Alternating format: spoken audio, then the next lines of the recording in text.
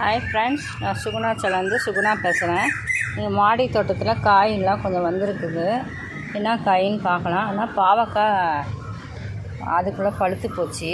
எடுக்கிறதுக்குள்ளார ஒரே நாள் தான் பழுத்து போச்சு. இல்லைன்னா கட் பண்ணி எடுத்துடணும். அது எல்லாம் எடுத்துகிட்டு அப்புறம் காட்டுறேன்.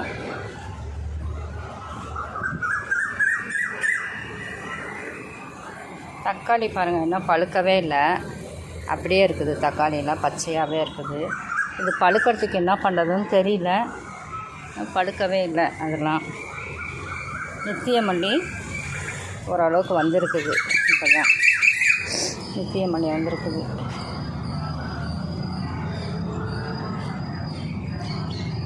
இதே வந்திங்கன்னா இங்கே பூவு, நேற்று ஒரு பூவு எடுத்தேன், அடுக்கு செம்பருத்தி.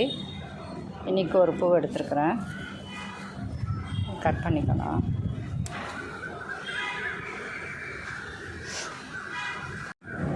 அப்புறம் வெண்டைக்காய் பாருங்கள், நல்லா பெருசு பெருசாக வளர்ந்துருச்சு. இன்றைக்கே எடுத்துடலாம், இல்லைன்னா வெண்டைக்காய் எதுவும் ஒரு மாதிரி ஆயிரப்போகுது. எல்லாம் எவ்வளோ நீட்டத்துக்கு வந்துருக்கு பாருங்கள். வெண்டைக்காய் ரெண்டு வெண்டைக்காய் இருக்குது. மீதியெல்லாம் சின்னதாக தான் இருக்குது. அது அப்புறம் 2 நாள் ஆனவுடனே கட் பண்ணி எடுத்துடலாம்.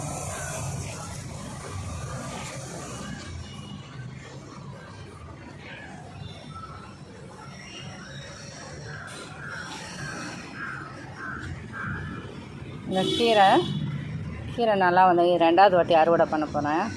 இன்னும் கொஞ்சம் பெருசானோன்னா பண்ணலான்னு பார்க்குறேன். கீரை வந்து அரைக்கீரை, இது நல்லா வந்துருச்சு. ரோஜா முட்டு போட்டிருக்கு. இன்னும் 2 நாள் ஆகும் ரோஜா வரத்துக்கு. இதில் ரோஜா இப்போ தான் முட்டு விட்டுருக்கு, இன்னும் வரல.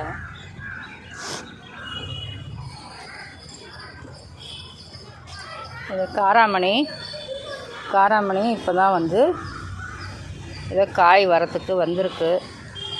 பார்க்கலாம் எப்படி வருதுன்னு பார்க்கலாம். ஓகே ஃப்ரெண்ட்ஸ், மீதியெல்லாம் நான் அப்புறம் காட்டுறேன். சப்ஸ்கிரைப் பண்ணுங்கள், லைக் பண்ணுங்கள். தேங்க்யூ.